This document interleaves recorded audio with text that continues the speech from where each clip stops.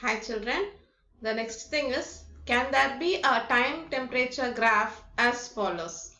Justify your answer. Okay, first thing is, temperature is taken along y-axis and time along x-axis. As we move towards right, the time keeps on increasing, as well as the temperature keeps on increasing as we move upwards. The interpretation of this first graph is, as time increases, temperature is also increasing gradually. Okay, at 1 it is again 1, 2 it is 2, 3 3. So it's a time temperature graph. As time increases, temperature also increases. That is what we can say about this graph. When I come to the next graph, as time increases, in the beginning the temperature was at the peak, very high. As the time keeps on increasing, what happens to this temperature?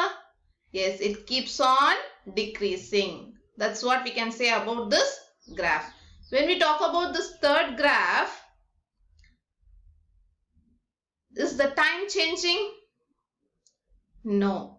At one single time, this is one time, no? It may be 10 p.m. or 12 p.m., whatever may be. I am not worried about that time. But it is a standard time. In that particular time, they are saying that the temperature of something, that something can be a coffee or body temperature or room temperature or the temperature of a chemical reaction. It can be anything. At that particular time, they are saying that the temperature is increasing.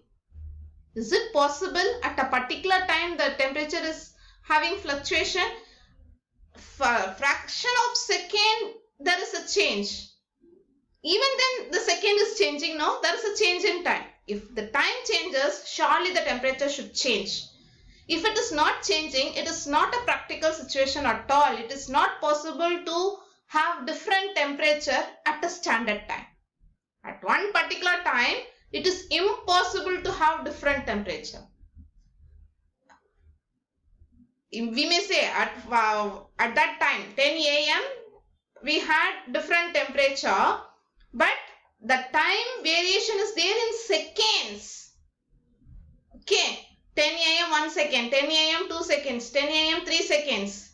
Okay, so it is an impossible graph. This graph is not a time temperature graph at all, because at a particular time it's not possible to have different temperature for the same thing. Okay, now when we come to fourth graph, now is it possible to have such a graph? Here is the graph line which is horizontal. As the time increases, the temperature is standard. Even though time keeps on changing, temperature is not changing. Yes, it's possible. In refrigerators, we used to keep ice creams in a fixed temperature. And that temperature is standard for longer time. Even for 1 week, for 1 month, we maintain temperature. So it's possible to maintain temperature for a longer time. But it's not possible to have different temperatures at a particular time. Is it clear? So this graph is possible. And this is a meaningful graph. Okay children, only option 3 is not a time temperature graph. Now let us move to the next concept. What is the next concept we are going to look at? Yes, it's about linear graph. A line graph consists of bits of line segment joined consecutively. Sometimes the graph may be a whole unbroken line. Such a graph is called a linear graph. In line graph, we had many ups and downs, isn't it? Like this. From this, then again, then here. Anyhow, it is not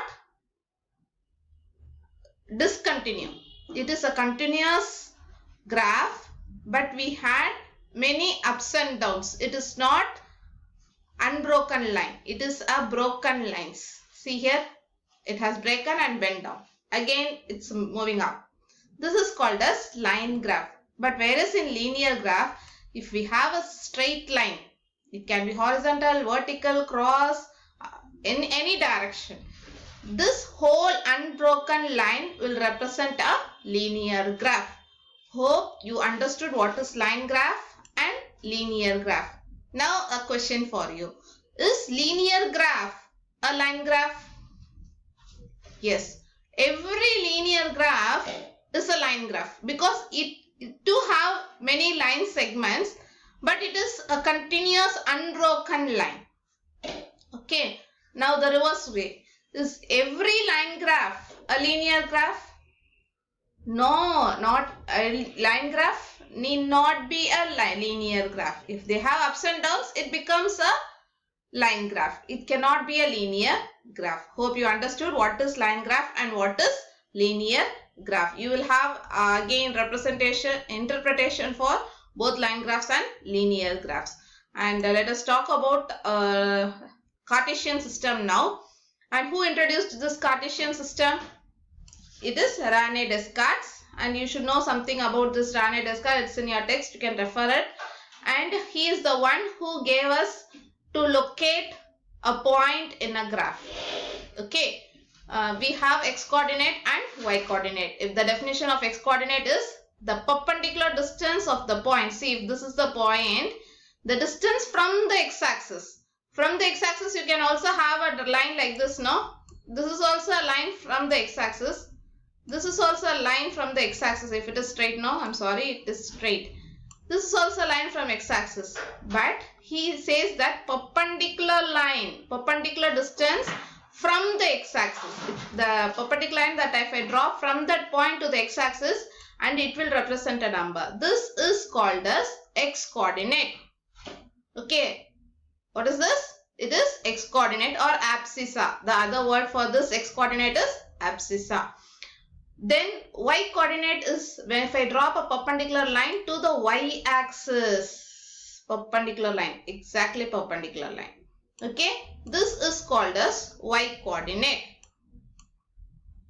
or ordinate. O-R-D-I-N-A-T-E. The perpendicular distance of the point from y-axis is called the y-coordinate. Hope you understood. And this in this Cartesian system, this O represents origin, which has 0 as x-coordinate and y-coordinates also as 0. Horizontal axis is x-axis, vertical axis is always represented using y-axis. This tells us how many units to move to the right, and second number y-coordinate will tell us how many units to move up. Now we are talking about only up direction. Do we have down direction?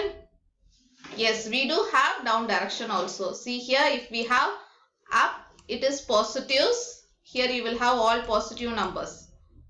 Whereas downwards you will have negative numbers like -1. In integers we learn now positive numbers and negative numbers. We will have two integer line, one horizontal integer line and one vertical integer line. This is number 3, -3, then -4. You will have all such. Here positive. Similarly, in this horizontal integer line, you will have +1, +2, +3, etc. Here in left hand side, you will have -1. See, but be clear, after one unit you have to place, not far away from this 0. Okay, -2 as I have done, it's wrong. It should be very closer. If I write, it will be like looking like overwriting. So be careful. -2, then -3, -4, it keeps on going. Two integer lines intersect at origin. That's what we can say about this. Here you will have point where both are positive. X coordinate and y coordinate will be positive here. Here you will have x coordinate as negative and y coordinate as positive. Here you will have both the coordinates to be negative. Here in this area you will have points where x coordinate is positive and y coordinate is negative. Always you will place x coordinate first, then only y coordinate. It's the standard method. If you write y coordinate first and x coordinate second, you should mention you are writing as y comma x. Without mentioning, if you write it, you are wrong. Okay. Always write x coordinate number and the first, then y coordinate.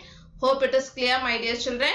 And you will learn in detail about all these 4 quadrants. This one space is called as quadrant. We will say 4 quadrants are there in a plane surface. All these things you will learn in detail in class 9. Okay. Now here about linear graphs. Is this a linear graph? It's a very straight line. Yes, this linear graph is very special. All the x-coordinates are 0. If all the x-coordinates are 0, it represents y-axis. If all the y-coordinate are 0, it represents x-axis. So I can say if x is equal to 0, all x are equal to 0, no. This x is equal to 0 will represent y-axis. And if y is equal to 0, it represents x-axis. So what is the equation for x-axis? It is y is equal to 0. Equation for y-axis, it is x is equal to 0. Hope it is clear. With this one single graph, we have learned two equations. X is equal to 0 and y is equal to 0. This is a graph, children. I already told you linear graphs and linear equation have relationship. Is it clear? So this equation, x is equal to 0 will represent y-axis. Y is equal to 0 will represent x-axis. Hope it is clear, my dear children. These lie on a line. These lines is y-axis. Y-axis. That's what I have represented here. When I come to this now, here again, all these are 1. All x-axis are 1. Isn't it? Here, this line is parallel to y-axis. X is equal to 1. This is a line. This line is parallel to y-axis. If I have y is equal to 2, y is equal to 2 will be a line parallel to x-axis. So you will get questions. What is the equation for axis and what is the equation of parallel lines? In general, I can say x is equal to whatever maybe it is, 1 or 2 or 3 or 4 or 5, whatever. In general, I can say it is k. This will represent parallel line to y-axis. Parallel, P-A-R-A-L-L-E-L. Or I can use the symbol double lines. This is the symbol to represent parallel lines to which? Parallel to y-axis. If x is equal to k, it is x is equal to 1, x is equal to 2, x is equal to 3, x is equal to 6, x is equal to 7. All these are parallel to y-axis. And similarly in a reverse order also. If y is equal to k, it is parallel to x-axis. Parallel to x-axis. Is it clear, children? Okay. Then here, see here the same thing. Here it is also a line graph. All these things you already know. Okay, whichever is something different, I am telling you again. Okay, let us move faster. Okay, an amount of electricity bill depends upon the quantity of electricity. How much we use electricity, that much bill we will get. So, which is dependent and which is independent? The electricity we use is independent. We can use as much as we want. But the bill is dependent on how much we use. So, bill is dependent variable and quantity of electricity is independent variable. You will come across such situation in many areas like quantity and cost. This is dependent variable. Sorry, this is independent variable. Quantity is independent. How much quantity I am getting is independent. It depends upon the independent, how much he gets. This cost is dependent on this quantity. So this is a dependent quantity. Likewise, which is dependent here? Principal is independent and simple interest is dependent. Depending upon the principal, we will get interest. Similarly here, depending upon the distance, we can have both as dependent and both as independent. Okay, if I have a time as dependent, I should know how much distance I am traveling. Or you can have this as dependent also. In reverse way, you can have two types of graphs here. Time distance graph or distance time graph. And also speed and time. Many things are there in this graph. Okay. Is it a line graph? Sorry, is it a linear graph? No, it's not a linear graph. Is it a line graph? No, it's not a line graph also because we don't have line segment. See here we have curve like structures. So it is not a line graph and it is not a linear graph. We have a special name for these graphs. Okay, children?